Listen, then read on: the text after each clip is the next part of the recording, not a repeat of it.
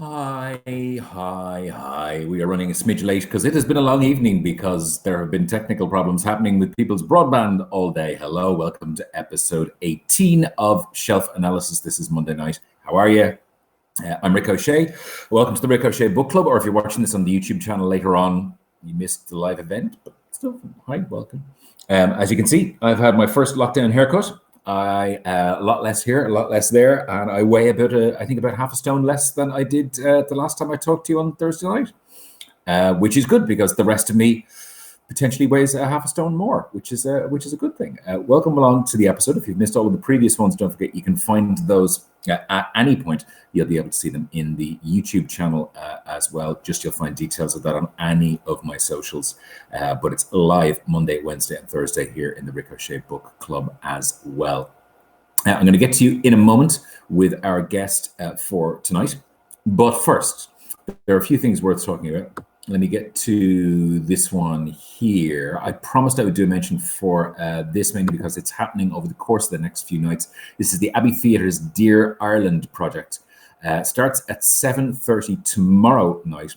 And over the course of the week, the Abbey has 50 short monologues that have been written by playwrights and by writers, and they're being performed by 50 separate actors. They are some of the most talented writers in the country and some of the best known actors in the country of stage and of screen as well.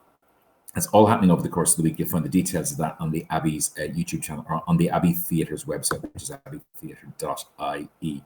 Other things worth mentioning, I'm going to go with this one next, just in case you missed it on Friday night. There was, of course, Shelf Analysis Monday, Wednesday, and Thursday of last week. However, on Friday, I was gigging elsewhere for Curch 2020. The Curch Festival was cancelled this year, the physical version of it, of course, as every other festival was. However, we are in a situation last weekend where the digital version of it happened. It's one of the first times I think an Irish festival has gone digital to this level, possibly because it's one of the first times any of us has actually needed to do it. It was amazing. It was a really fascinating series of events over the course of the days that happened last weekend. Last Friday night, it was me talking to Anna Enright there. If you fancy going to see it, you can go to the Curch YouTube channel, Curch, C-U-I-R-T, as you can see in the bottom left-hand corner of that. Their YouTube channel has that. It's an hour of me talking to Anna Enright and a bunch of really other fantastic things as well. The event with Kevin Barry and Jan Carson is particularly good as well. They're all worth your watch. They're all over there. They are all free. If you can in any way make some small donation to Curch while you're doing it as well, it helps to keep everything afloat, because one of the things they did was they made sure all of the participating authors were being paid for doing these events, and this is a moment in time in which authors need that. I'm going to give you this too, because this happened over the weekend. I did mention it last week, but the podcast has been up since the weekend. If you want to go and have a look at the episode 2 of the new series of The Book Show with me over on RTE Radio 1. Podcast is up and running. You can find the podcast, of course, as all of the best people say, wherever you get yours. That is Maggie O'Farrell. I talked to her about Hamnet, about the exquisite Hamnet. Sebastian Barry gets interrogated by the Castlebar Library Book Club. And yes, your book club can interrogate a major author if you fancy it. We had Anne Enright week 1, Maggie O'Farrell, Sebastian Barry rather, week 2. If you fancy getting involved and you have a book club somewhere around the country, doesn't matter what size or shape or whether you're meeting at the moment, drop an email to the guys at bookshow@rte.ie and let them know a little bit about you, about what you are, about who you do, who you are, and what you're reading at the moment. That's kind of the crucial thing. And you could end up being on a future episode of The Book Show on RTE Radio 1 with me. Normally, I would be bringing you to Karina at this point, and Karina's choice. Let me first of all go to, have it here. It is almost the very end of Read Irish Women Month. And if you've been watching any of the shows over the course of the last couple of weeks, you'll know that Karina, our in-house reader reviewer and houseplant, has been reading a different one from each of the days here. It's the 27th today, so it is a signed book or a book you would love to have signed.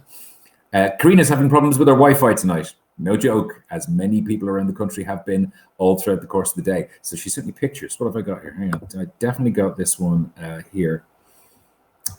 Is it? This is, yeah, it is. Sorry, there are 2 of them here. So initially she sent me this.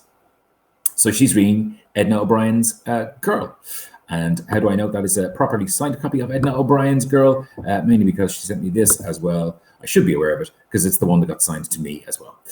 So that is Edna O'Brien's Girl, one of the finer books of the last 12 months. 12 months? Little under 12 months ago that the book came out.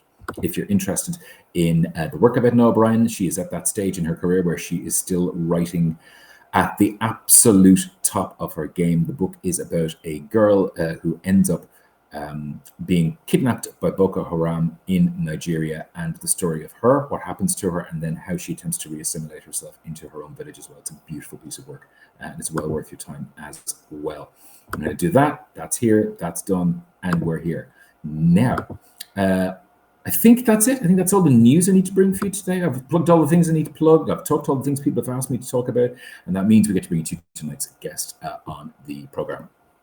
Episode 18, I am going to the UK, but I'm going to an Irish author in the UK. More importantly, I am going to a titled Irish author in the UK. I mean, eventually she's going to become a dame or something. So they give them out like all throughout the course of it these days. Can I say hello, good evening, Sarah Crossan, Ireland's Laureate Minogue. How are you doing? Damehood, get out town. It has a ring to it, though. Dame Sarah Crossan. I wouldn't be accepting any of those things. You know, there's orders. Oh, now you're all right on your back. No, that's fine. How are you, first of all? I'm okay. Yeah, it's good to be able to put some makeup on and like do a real thing instead of just homeschooling all the time. So yeah.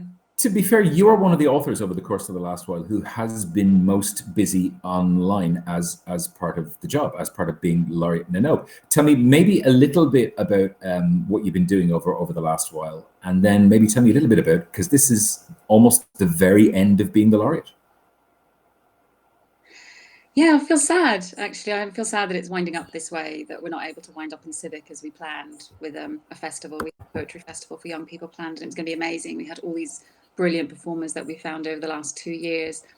In lieu of that, they've had special sessions with some poets like Colin Keegan, and they have had one-to-ones, so they've been able to do lots of poetry with them. So sadly, I haven't been involved in any of that because I'm here and I'm not able to travel. But on Thursday, it's my final event, and I will be doing an Instagram live event on the Laureate Minogue Instagram channel, where I'll be talking about toffee and answering questions about the Laureate and crying and saying goodbye and having to hand it over to someone. Maybe a little. Let me show that here for anybody who's interested specifically in it. That's going to be the event. The event is happening on the Laureate Minogue Instagram. So at Laureate Minogue is where you'll find the details of it there, and that is this. Yeah, because I've been doing these live events, these live Insta events, and they've just been so popular and so fun. Not that fun for me, because actually they're really stressful, as you know yourself, when you have to go live at a particular time. Mine are so slapdash. I'm like just showing pieces of paper. It's nothing sophisticated like that. Obviously, I have no training in broadcasting, so I'm doing my best. But the stuff that's being produced, it's so fun. So I did a session on parodies. It's all kind of under the hashtag We Are the Poets. And I did a session on parodies. And I've got kind of these videos from families where they've got their favourite songs and they've written parodies to their favourite songs. And lots of adults actually doing it, loads and loads of adults engaged, but some parents saying for the first time their kids have allowed them to engage with them in their education. So they've done these kind of fun poetry challenges together. So that's been really rewarding, and I would never have done it if I hadn't been in lockdown. So I suppose some things. And I mean, maybe for you as well, that's been different as opposed to anybody else, because you've maybe gotten to see more of the creativity that is being exhibited, I mean, by parents as well, but by kids at this stage. We've all seen little bits and pieces of it on the internet. We've all seen stuff that's been, maybe on the news and stuff, but you've kind of seen a huge amount of it all coming out. Is that strange to see that being something that, is like flowering in individual kids, maybe for the very first time? Yeah, I think they have time to do it. There's so much stress in the curriculum. And one of the things that we found when we did our roundtables with teenagers, and teenagers are children, I think we need to remember that they're kids and they want to be invited back into poetry. So they kind of lose it when they're 11, 12. They think it doesn't belong to them. They think it's boring. And then they're in lockdown, and you do this silly thing where, like, I did like recipe poems and had a bowl and like an oven glove, and was like, go write a recipe poem. And I gave them some directions to do it, and they've literally got nothing else to do. And that was always kind of my gambit, was like, you literally have nothing else to do, so you may as well try. And without those pressures of curriculum, they're not being graded on it. It doesn't matter. They've re-engaged with it. And some kids who are saying they've even kind of stepped into Shakespeare. You know, a lot of kids having to do Hamlet in their leaving, and they were terrified of it. And then I, suggested they learn to recite some things. And I've had kids messaging me saying, I'm really glad that I learned to recite it, because now I own this kind of Shakespearean language, which felt really difficult. But now maybe I can do Hamlet, So it's been really fun, really gratifying. Well, maybe before we get into anything else, chin chin and all that, because I know you're slightly stacked at the fire in somewhere. There you go. I don't know which way we go. It's one of those ones. There you go. That'll work. It's close enough. You're in the UK at the moment, so you're in a slightly different situation to ours. Yeah. I've asked all of the authors that we've had on the show, what have things been like for you over the course of the last few weeks, just personally, even outside of the job? It's up and down, isn't it? At the beginning, I felt it was a kind of a novelty, and I was all excited because I'm an ex-teacher. I was all excited about I was going to be able to show all my skills off with my daughter. What a great teacher I am. And that went out the window really, really quickly. She hates me being her teacher. And then it was the Easter holidays, and that was really hard because I felt like I couldn't ask her to do anything academic, but then she sort of didn't have purpose. So my main job is making breakfast, making lunch, making dinner, clearing up after those things, and making sure there are snacks. So it's felt a bit like domestic drudgery, and I'm not very good at domestic drudgery. But school started back on Wednesday, and she's a little more engaged in that. And I, for the first time since lockdown, did a little bit of writing at the weekend and yesterday. So it's the creativity is not there, and reading is really challenging. And I had a really bad week, actually. I think some people have said kind of it comes in waves, but I had a really bad week a couple of weeks ago where I just felt so down, and then it just went again. But I think everyone's saying that people find their own dips, and then they find their kind of mountaintops where they can sing again. So I think I'm almost at the day on, day off phase at the moment. I'm not even getting 4 weeks. But we had a conversation just earlier on when we were doing the checkup for this, where you said that you'd heard other authors saying that they were finding it really hard to write at the moment, and that almost kind of slightly unlocked something in you where you went, oh, okay, it's not just me. Yeah, and so I was watching some of your shows, and I really liked Marian Keyes. I just thought that what she was saying, which is that we're in this crisis, and we don't need to feel bad about not being able to work. And so I don't know when it was that I tweeted something. I think it was Saturday. I was at home. My daughter was with her dad, and I had the whole day to work, and I was so frustrated because I couldn't work. And I tweeted this thing, and I had hundreds of people say, I can't work either, and it's not you. And it's about kind of the Maslow's hierarchy of needs, and we're just trying to survive and sustain life right now, and fulfilling creative endeavors is probably the last thing that our brains are able to do. But weirdly, as soon as everyone said that, I thought, I could be ahead of the game now. So I can get some words in, even if they're crap. No one's doing it. So I did manage to write I write really, really slowly. I'm not producing books slowly, but I write slowly. But I managed to produce about 5,000 words over the last couple of days. So that's very strange, considering I hadn't written anything in 4 weeks. What I am going to ask you about before we get into the books that you've chosen is something that's done, dusted, and pretty much ready to go into the world, which is the beautifully covered. Here is the Beehive. You haven't really talked to anybody in an interview setting about this yet, have you? I thought you were going to say you haven't really written it, have you? No, you're not going to say that. That says a lot about your internal fears. No, that's not. My first thought on it is that firstly, you do judge books by the cover. The cover is stunning. Oh my goodness! I mean, I think it was inspired by Alexander McQueen, and I just love it. I mean, as soon as I saw it, I fell in love with it, and I think it sort of looks glamorous and dangerous and beautiful. I think it looks like it's going to be a beautiful art object when they finally produce the copies. So yeah, I'm really, really excited about the cover.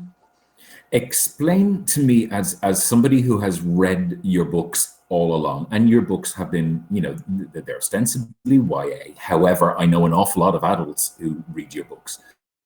And they do straddle that part of the world between those two worlds. This is being billed as being an adult novel. So what's the difference? The subject matter. I can't think of anything else. And weirdly, I found it so much easier to write than I have found my last 3 children's novels, because I had no restriction. I could say whatever I want. Got the C word in there on like page 4 or something. I was not in chains at all. And when I write for children, I really try to make difficult issues palatable to teenagers, and so I'm very, very careful in the way that I write. But it was you who said, why have you not written a novel for adults, and why are these books published for adults? When I published Moonrise, you said, I'm not sure why this is a children's book. And then the same for Toffee. And I just think the story isn't appropriate for children. It's about a woman whose lover dies, and her lover was a man she was having an affair with. So that's not, a topic that's pertinent to teens. So it obviously needed to be an adult novel.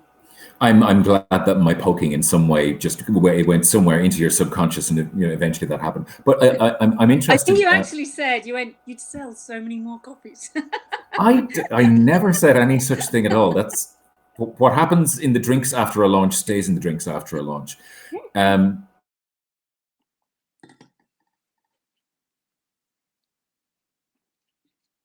think the internet has gone down.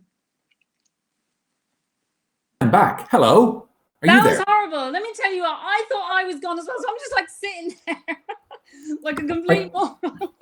You froze mid-sentence, and it looked like you were taking the world's largest drink right there. It looked like that was... So what I've done is I've now, obviously our Wi-Fi has disappeared, and I'm tethering from my mobile phone. God bless modern technology. So, hey, look, let's continue. Let's pretend nothing happened. I was asking you the question about, are you slightly nervous maybe about this book going out into the real world then, as opposed to all of the other ones, because of what it is, because of the nature of the subject matter? I think there's always this feeling when you're from the children's authors I've spoken to, who write primarily for children, who also write for adults, that there is this sense of, oh wow, you've made it. Wow, look, you've actually got an adult book coming out. And it's so insulting. The idea that it was something that I always wanted to do, and now I've managed to achieve it. I've kind of gone up in status, and that's obviously not how I feel at all. And that's what I hope is not going to happen, that I get that kind of response to it. I'm nervous because it is my first adult book for adults, and so many adults have enjoyed my children's fiction, but they're reading it as children's fiction, and I hope they don't read the adult and say, oh, it's not quite kind of in the same vein. And it's really dark, and it's not, it's not got kind of all the little glimmers of light perhaps that the children's book has, that I always try and put in my children's books. So yeah, I'm nervous for many reasons. I mean, you're always nervous when a new book is coming out, and obviously with all of this going on now, it's coming out in August, and I don't really know how that's going to be. I don't know what lockdown is going to look like at that point. Will there still be social distancing? Will there be a launch? I don't know. So yeah, loads to think about. Well, just a couple of things. There's a lot of love for the cover in comments already immediately below there. The book is called Here's the Beehive. People, of course, can go and pre-order that from the bookstore of their choice now if they really like the look of it. Eve says, well, just going to say that pre-orders are really good for the author. Eve says, your Insta videos are great fun. Sarah, poetry is no longer a grown-up's game, according to my kids. That's from Eve. Chandrika says, I've seen your books mentioned loads in the Read Irish Women Challenge. I've just got my Kobo reader today and have 3 of the books on reserve with Borrow Box. Woohoo. That's come in comments. Okay, look, the reason we're here is allegedly for you to pick 3 books that you are going to recommend to everybody watching. So what are you going to do? I've got 4 books because I'm going to decide as we go along, but then I might just slip one in at the end and just hold it up. Ian Rankin did about 7 last week. You okay. Take your time. All right, that's fine then. Okay. So I'm going to start, but I've only got the proof. I haven't got the gorgeous blue cover. My mum's got the gorgeous blue cover, but it's Hamnet by Maggie O'Farrell. It's the latest Maggie O'Farrell that came out. Oh, yeah, swap. There we go. Yay! Yeah. Just bought it on Audible as well, so I'm listening to it now after having read it. I'm going to buy the hardback too. I think I've recommended it to about 700 people, but everybody I've recommended it to has said they've loved it. I just felt that it did such justice to the life of Shakespeare and to Hamlet. And I love Hamlet, but this brought it alive for me, I think. And after I read it, I watched the Maxine Peake on Drama Online, her performance of Hamlet. I want to say Hamlet now, her performance of Hamlet. And I really was able to see the play in a different way. I loved the way that it switched perspective, and I never felt, oh, why have we come out of that character's life? I want to continue. I just think I kind of think it's a masterpiece. If she doesn't win all the prizes, I'll be so disappointed for her. I just think it's absolutely fabulous. I think it's her best work by far. I love her work, but I think this is her best. I think it's a little piece of perfect. I think if people want to just get a sense of her and what she's about, they can just have a listen back to the book show last weekend on Radio 1. I talked to her about it, and she's a brilliant interview guest as well. So yeah, absolutely agree with you 100% there. Okay, what's book number 2? Okay, so I wanted to choose lots of short books because I can't read during lockdown, and that's a very long one, but it's only because it's masterful. But I'm not going to choose any other long ones. I'm going to choose an incredibly short one that I read just before lockdown, which is This Is Pleasure by Mary Gateskill. If that's how you pronounce it, Gateskill. And it looks at the Me Too movement. I don't know. Do you know that one? No, not at all. I haven't seen that yet. Well, do you know what's so good about it? It is 84 pages. That's really teeny, and it's got loads and loads of space and loads of kind of white space. I can't get the camera right. So you'll read it in about an hour. And yeah, so it's about this Me Too movement where this guy kind of doesn't get it. He just doesn't get what he's done. He doesn't get it. There was consent, but he's like, but what did I do wrong? And he's like chatting to his girlfriend about it, and she's kind of incensed by his inability to recognize his behavior. But it doesn't answer the question for you. So you're also left thinking, maybe he's right. Like he kind of has got a point. So I just loved the subtlety of that. And I had read other books that kind of looked at that issue a little bit. And I felt like that left the reader more opportunity to decide for themselves on the issue, as opposed to kind of force feeding you the agenda. So fantastic. Love that. Okay. What's number 3? Is The Passion by Jeanette Winterson. This is my signed copy. I think this is my signed copy, although it's got a little, this is my signed copy, which I've had for absolutely years. And again, this is quite short. I think this is like 150 pages or something. This I read when I was 17, and I probably read it every year because it is such a gorgeous love story. And it's told from 2 different perspectives. So we've got one character, another character, one character, another character. So I think it's only in 4 parts.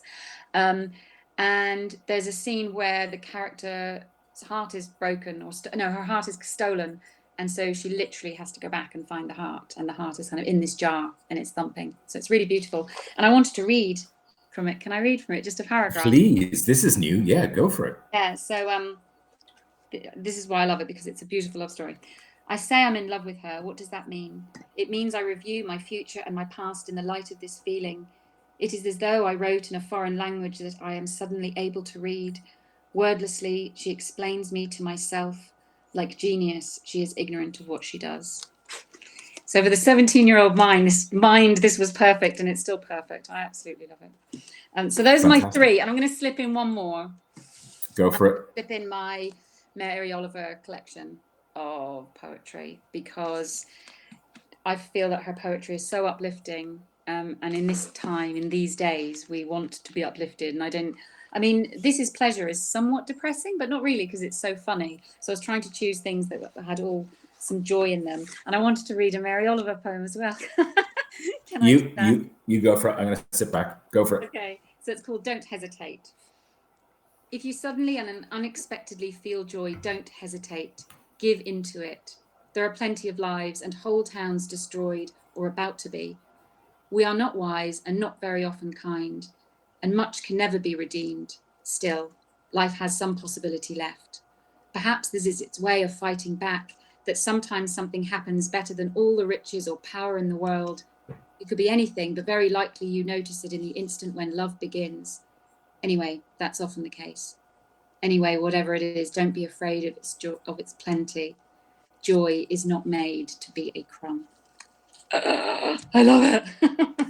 It's strange in that you're not the only author that we've had on this series who's been recommending poetry, that a lot of people are maybe finding themselves being drawn to poetry over the last while that maybe wouldn't have at all before. Yeah. I mean, I primarily, as you know, write in verse. That's the form that I use. And what I love about verse is you get straight to the heart of the matter. You miss all the boring bits out. You just focus on the emotional landscape. And I think that's where we are. We're trying to work out our landscape, our internal landscape within this mess. So yeah, I was thinking, should I choose 3 poetry collections? But they're also also depressing that I thought, well, I'll just choose the Mary Oliver because there's lots of joy in it. Although, if we get it, not a collection, but sorry, I didn't know I could choose loads and loads and loads. But I love it when authors go for a wander. Oh, poems like Garrison Keillor is the best collection of poetry. So on my Insta Live that I've been doing, I'm basically just taking poems out of this. If you have to only own one poetry anthology, I would say that would be the one, and you could read a poem a day. So it says it's called Good Poems because they literally are very good poems. it does what it says on the tin. It does what it says on the tin, exactly, yeah. Remind us one more time. In fact, maybe you know what, I've got the graphic here. I'm going to stick it up. That if people want to see the event that's happening this week, and is this like your actual physical final? I say physical, but your final event of the Laureateship, is that like where's the cutoff point?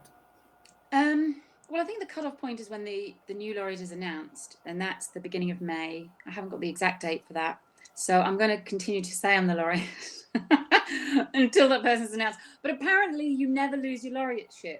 Once a laureate, always a laureate. I think I was told this in order to make me feel a lot better about having to give it up.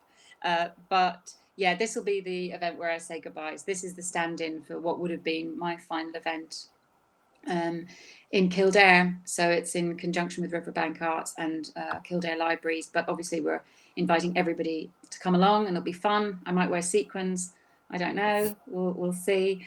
I'll just try not to cry too much. The Riverbank Arts is a fine spot as well. And I presume you know who the new laureate's going to be, don't you? No. No, I don't. I have a sense of it's possible, like maybe I have a clue, but I don't know. It has not been confirmed to me now. But you probably know.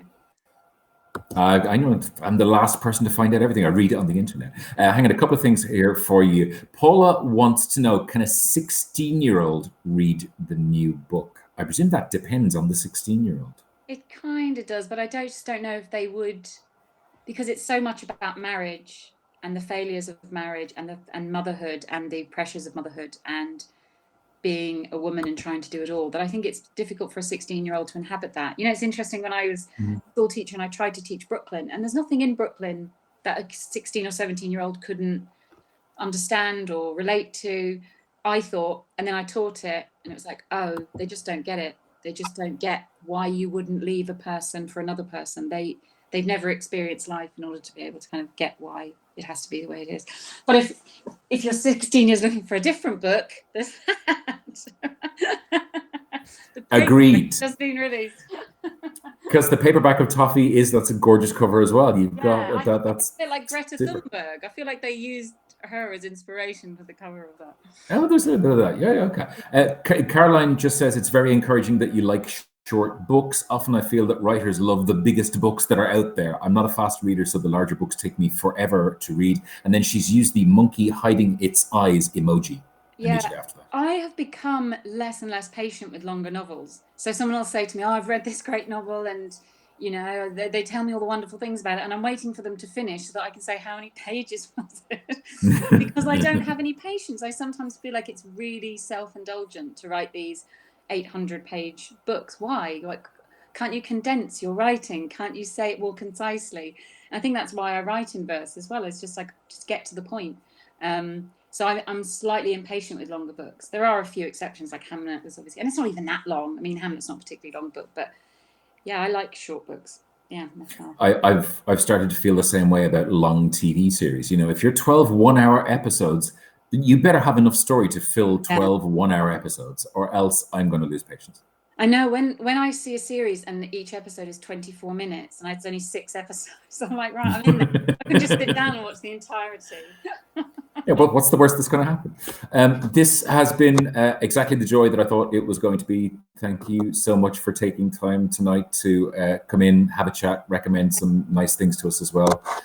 You have been an exceptional laureate, Nanogue. You know, the best possible choice was made when they made the choice of you, and whoever it is who steps into those shoes has very big ones to fill. Other than that, all I can say is I'm really looking forward to reading the new book, and I'll see you whenever we're all allowed out into the real world. See you later, Nick. Thanks. Bye. Sarah, take it easy. Good luck. Bye. That is tonight's show. That's the apologies for the bit in the middle. The bit in the middle happened because we've obviously had an internet outage somewhere in my part of the world. So again, thank you very much to my phone, my Huawei phone. I realize that foreign governments are probably listening to me on it, but there you go. Allegedly, didn't say that out loud. That's it for tonight. We will have a show for you on Wednesday, regardless of whether or not we have broadband. And on Thursday as well. We've got 2 fantastic guests on Wednesday and Thursday coming up this week on Shelf Analysis. You can catch all the previous episodes in the announcements tab here in the Ricochet Book Club or on the YouTube channel. Just look it up, Google it, you'll find the details of it there. Thanks, Millie, for joining us tonight. I hope your Wi-Fi held up, and see you Wednesday night. See you then.